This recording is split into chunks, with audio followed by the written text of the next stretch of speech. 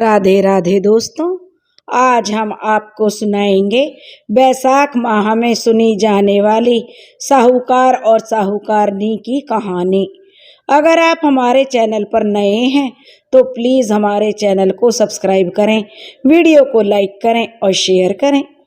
बहुत समय पहले की बात है। एक नगर में एक साहूकार अपनी पत्नी और 4 बेटों के साथ रहता था। साहूकार साहूकारनी बड़े ही धार्मिक प्रवृत्ति के थे।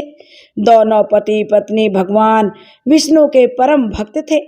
वो हर तरह के व्रत त्योहार और दान पुण्य किया करते थे। इसके अलावा प्रत्येक साल वैशाख मास का स्नान और व्रत भी किया करते थे। तीर्थ स्थानों पर जाकर स्नान करते, तुलसी जी की पूजा करते, बड़ पीपल और आकड़े के पेड़ को सींचते थे। इस तरह से साहूकार और साहूकारनी अपने बच्चों के साथ सुखी जीवन व्यतीत कर रहे थे। साहूकार और साहूकारनी हर साल वैशाख मास में स्नान व्रत करने गंगा जी पर जाया करते थे। अब साहूकार और साहूकारनी के 4 बेटे बड़े हो गए थे। साहूकार और साहूकारनी ने अपने 4 बेटों का विवाह कर दिया था। घर में 4 बहुएं आ गई थीं। अब वो बहुत ही सुखी थे। हर तरह से वो बहुत अच्छा जीवन जी रहे थे। सेठ जी के घर में किसी प्रकार की कोई कमी नहीं थी। साहूकार और साहूकारनी अपने बच्चों का विवाह करके अब वो पूरी तरह से भगवान की पूजा में समर्पित थे। साहूकार साहूकारनी हर साल वैशाख मास आने पर स्नान व्रत करने गंगा जी जाते और पूरे नियम धर्म से वैशाख स्नान व्रत पूजा पाठ दान किया करते थे। सेठ सेठानी का समय बहुत अच्छे से गुजर रहा था। एक बार की बात है कि साहूकारनी बीमार हो गई और साहूकार ने साहूकारनी का बहुत ही इलाज करवाया। बहुत से वैद्य हकीमों को दिखाया, लेकिन साहूकारनी ने जो एक बार खाट पकड़ी तो वो उठी नहीं और कुछ दिनों के बाद साहूकारनी का जो स्वर्गवास हो गया।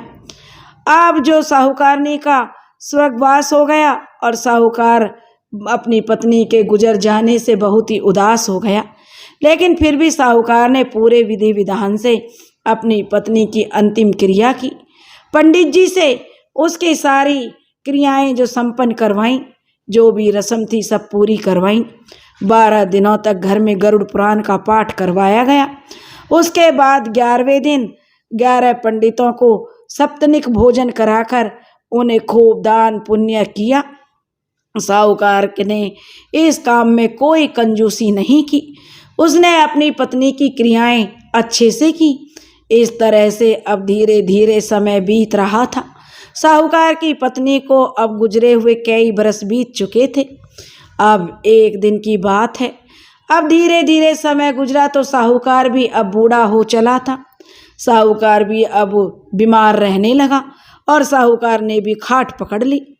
कुछ दिनों तक तो साहूकार और के जो बेटा बहू थे वे साहूकार की खूब सेवा करते रहे, लेकिन जब साहूकार ने कि अब जो हालत और ज़्यादा खराब होने लगी, साहूकार अब ठीक होने वाला नहीं था, क्योंकि एक तो बुढ़ापा था, दूसरा ऊपर से जो बीमारी।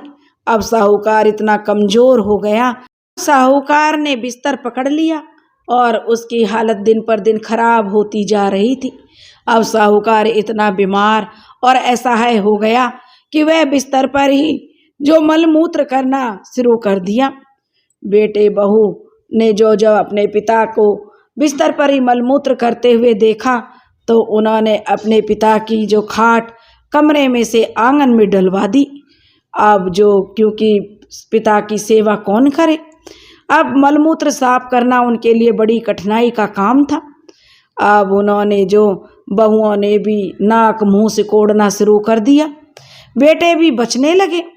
अब खाट कमरे से आंगन में डलवा दी, फिर आंगन से दरवाजे के पास लगा दी।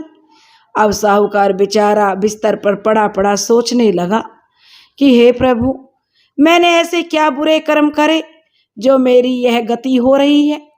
आज मेरी बेटे और बहू कोई भी मेरी देखभाल नहीं करना चाहता, जिन्हें मैंने इतने नाजों से पाला, जिनकी हर इच्छाएं पूरी की, और मैंने आप जानकर कभी भी कोई अनुचित कार्य नहीं किया।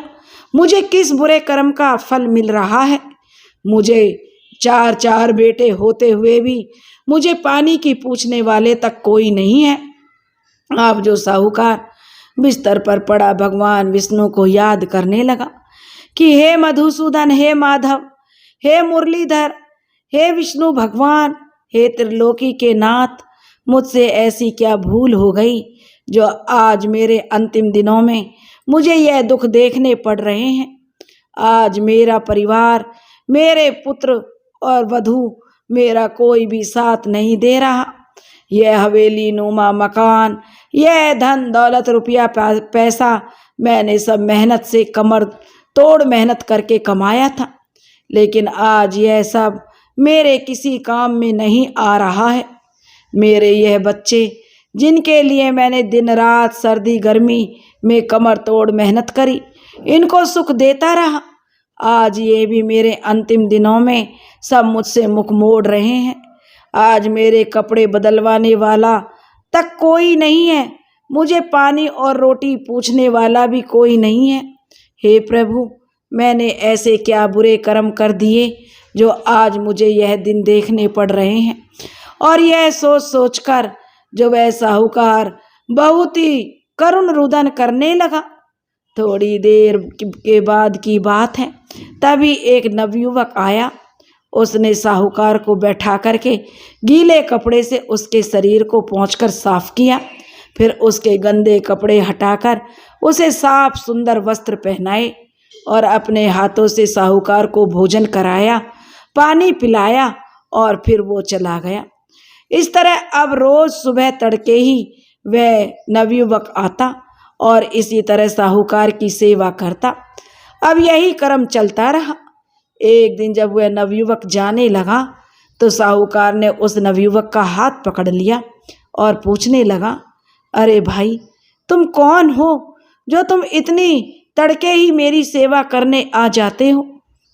तो भगवान विष्णु जो नवयुवक के भेष में आए हुए थे, वे उस साहूकार से बोले कि बस जिसे तुम याद करते हो, हमेशा जिसे याद करके रोते रहते हो, मैं तो वही हूँ। तुमने पूरी उम्र मेरी सेवा करी है। प्रत्येक साल वैशाख मास का स्नान करने गंगा जी पर तीर्थ जाते थे, तुलसी जी को सींचते, तुलसी जी की पूजा करते।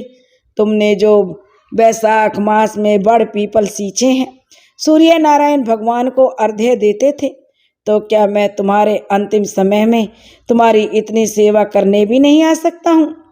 तो साहूकार हाथ जोड़कर बोले, हे प्रभु, मेरे गंदे काम करने आप क्यों आते हो?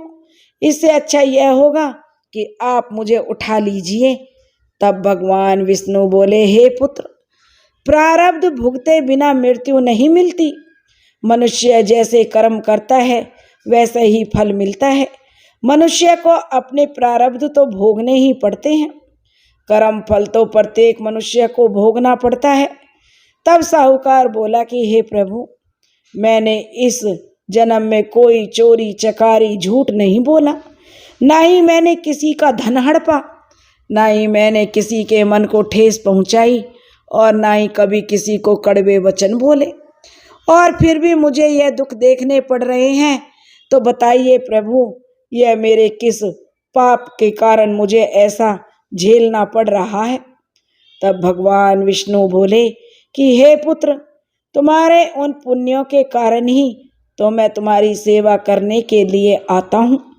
तब साहूकार बोला, हे प्रभु, मेरे प्रारब्ध क्या हैं? तब भगवान विष्णु बोले, हे पुत्र, तेरे पूर्व जन्म के बुरे कर्म हैं जो तुझे इस जन्म में भोगने पड़ रहे हैं। बस मैं तो यही चाहता हूँ कि तुम उन बुरे कर्मों को इसी जन्म में भोग लो, ताकि तुम्हारा अगला जन्म सुधर सके। तब साहूकार अपने दोनों हाथ जोड़कर बोला कि हे प्रभु, मेरी अंतिम इच्छा है, जिस समय मेरी अंतिम समय आए उस दिन आप मुझे साक्षात दर्शन दीजिएगा। इस तरह वैशाख मास के व्रतों का पुण्य फल उस साहूकार को मिला। जिस दिन अब साहूकार का अंतिम समय आया, उस दिन भगवान विष्णु ने साहूकार को साक्षात चतुर्भुज रूप में दर्शन दिए। उस समय साहूकार कुछ क्षण के लिए बिल्कुल स्वस्थ हो गया और उसे किसी भी तरह की कोई रोग दोष पीड़ा नहीं सता रही थी। भगवान विष्णु के दर्शन करते करते ही उस साहूकार ने अंतिम सांस बड़े सुकून से ली और भगवान विष्णु और माधव, हे माधव, हे श्री कृष्ण भगवान, जैसे अंतिम समय में आपने साहूकार को दर्शन दिए, उसे अंतिम सुकून सा भरी सांस लेने का अवसर दिया, वैसे ही जो यह कहानी सुन रहे हैं और जो यह कहानी कह रहे हैं उन पर भी अपनी कृपा करना, उन्हें भी जो उनकी मनोकामनाओं को पूरी करना जैसे साहूकार की। दोस्तों, वैशाख मास के स्नान का बहुत ही फल मिलता है। जो लोग सुबह उठकर स्नान करते हैं, वैशाख माह में दान पुण्य करते हैं और तीर्थ करते हैं, गंगा स्नान करते हैं और तुलसी, बड़, पीपल और आखड़ा सींचते हैं, उनका पुण्य अनंत होता है जो कि कभी भी क्षीण नहीं होता है और उन्हें विष्णु लोक की प्राप्ति होती है। दोस्तों, अगर आपको यह कहानी पसंद आई हो तो प्लीज़ हमारे चैनल को सब्सक्राइब करें, वीडियो को लाइक करें और शेयर करें। राधे राधे।